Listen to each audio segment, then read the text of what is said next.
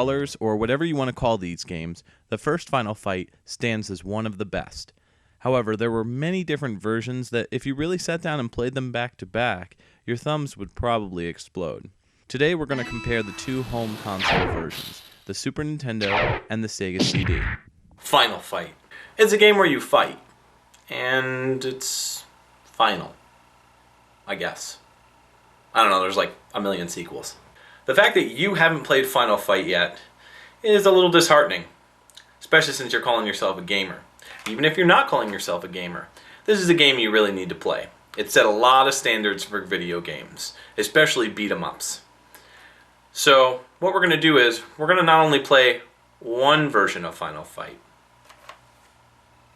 we're going to play two.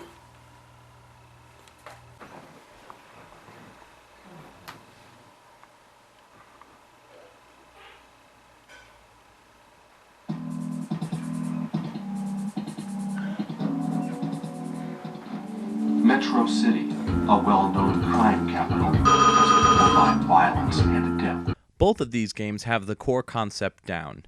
Mayor Mike Hagar, former wrestler turned mayor, wait a second, is working peacefully in his office when one day he gets a phone call. And a Skype call? I can't really explain this one. Did somebody go in his office and turn it to the public access station? Is this a videotape? All he does is turn on the TV and boom, fresh kidnapper cam.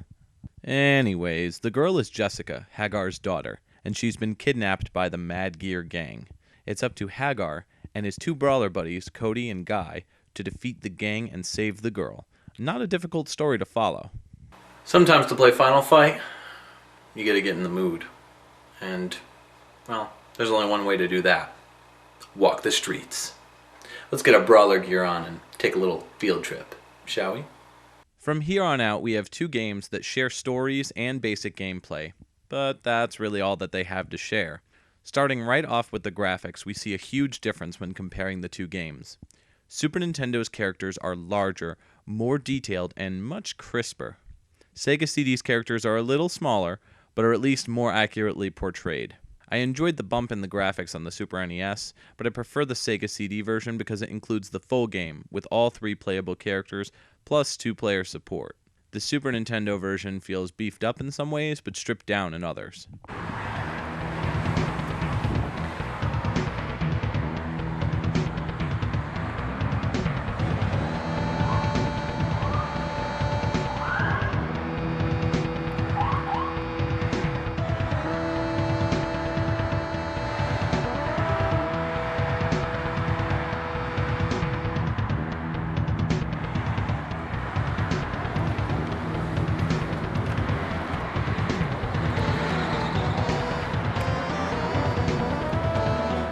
It's all about making a statement. Crime doesn't pay. And we're gonna teach you, in Final Fight, there are no rules. Crime. I wanna know what you're gonna do about it. Well, I know what I'm gonna do about it. I'm gonna play some Final Fight. Speaking of stripped down, here is where we really get into hot water with Nintendo. In the early 1990s, Final Fight was one of the many games that saw its visuals and certain sound effects become heavily censored. Two of the characters you consistently beat up resemble women, though there is much debate even to this day as to whether these two characters are actually hermaphrodites or women. They were changed from Roxy and Poison, big-breasted hookers, to Sid and Billy, flat-chested feminine guys. So does that mean it's not okay to hit women or she-males, but it's okay to hit gay punk rockers? Either way, Sega corrects this issue by changing them back to Roxy and Poison, making them put longer shirts and skirts on, but still taking a beating. Yeah, take that, Poison. I'll teach you to sell your body on the streets.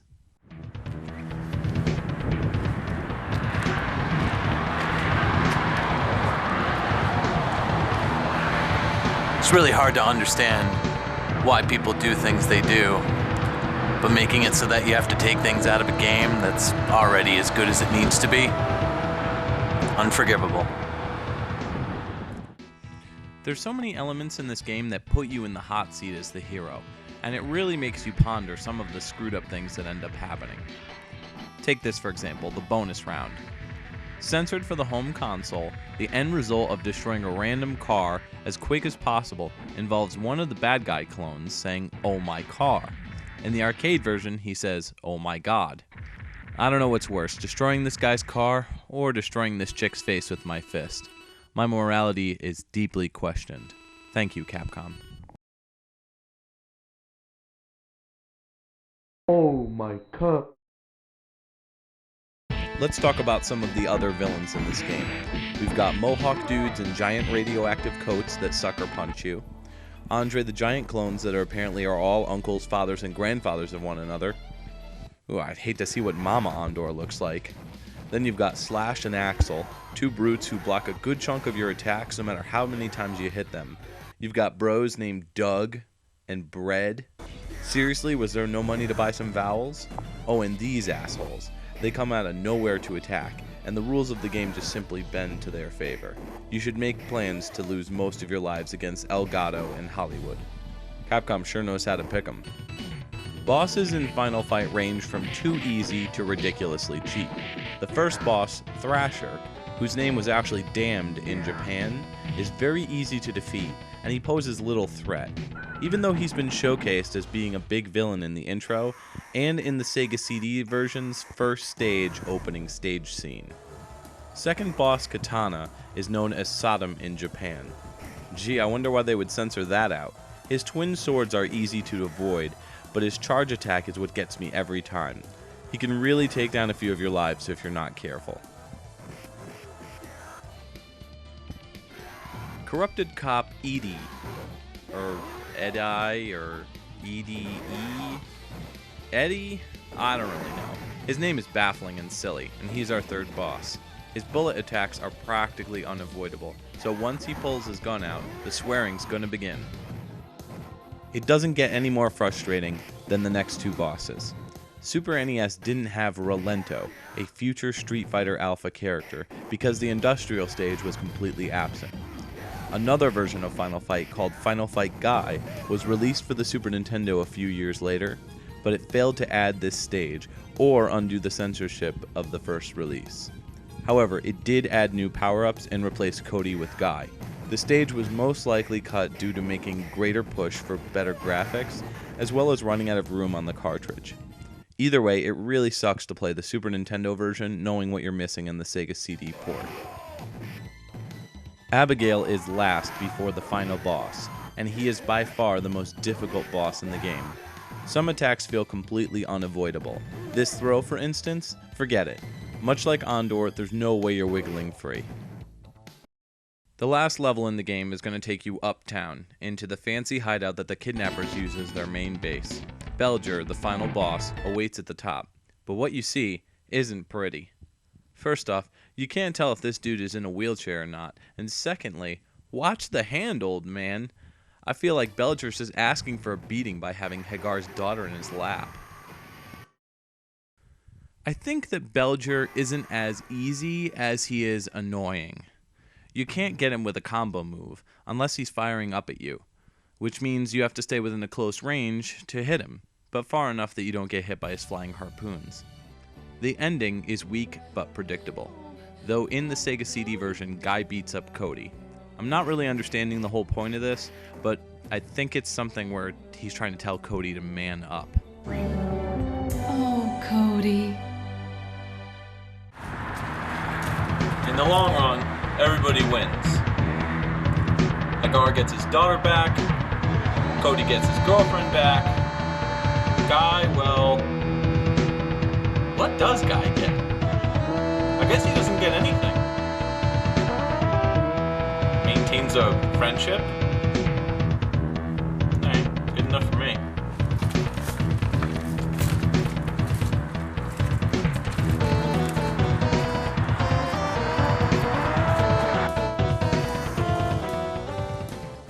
Hold on a second. The guy just walks into his own trap? What video game character, good or bad, have you ever seen try to trap somebody, then just immediately walk into your own trap? It's not like he gets knocked into it either. He's just literally tossed. Death. Wow. Funny thing is, it's not just one guy either. A lot of the times that they throw it, they just run right into it. Metro City, it's a hard knock life. Speaking of Metro City, this statue looks awfully familiar.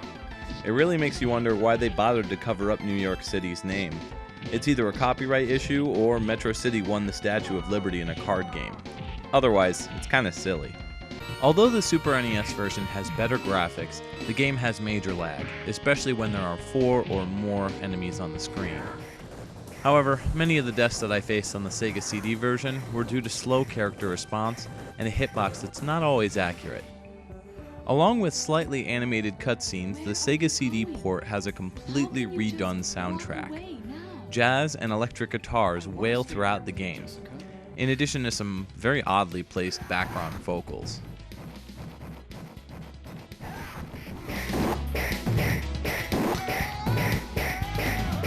While I can appreciate the efforts that Sega went through when Capcom handed them the keys to the franchise, I feel like the music makes the gameplay seem laid back.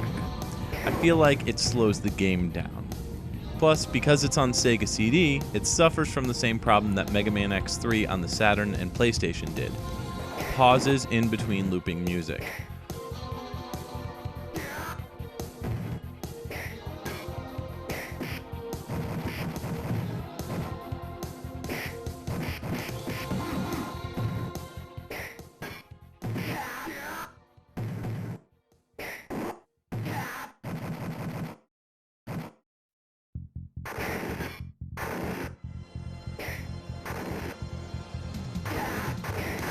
I understand it's a CD, but it really takes you out of the experience. The Super NES doesn't suffer from this problem, and that's one of the reasons why it's actually my favorite version of the soundtrack. While some of the effects used sound harsh on the ear,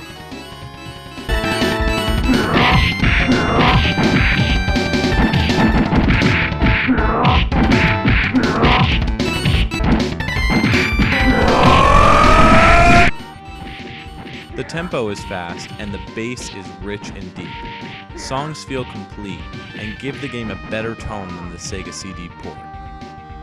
Both games gave limited continues, unlike the arcade game which depended on quarters. Sega CD's version is kind to the player by allowing up to 5 continues, and they let the player continue from where they died. Final Fight on Super NES makes you start all the way back at the beginning of the level, plus only gives you 3 continues. This is so bullshit, it's something I like to call bullshit. Either way, the limited continues amps up the difficulty and makes beating the game that much harder. Everybody's going to have their own opinion on these games.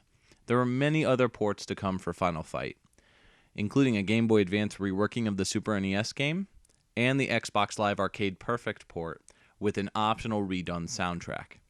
Each version of the game released not only on 16-bit home consoles, but also 16-bit computers had its fair share of problems. The enhanced soundtrack on Sega CD feels muted, but the game feels the most complete of the 2 games that we've talked about today.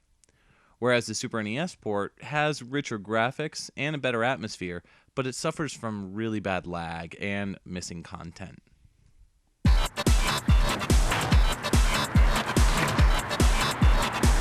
It's a tough call to make. Do you go with the game that's more arcade perfect? Or do you pick the game that you have a little bit more nostalgia for? The choice is up to you.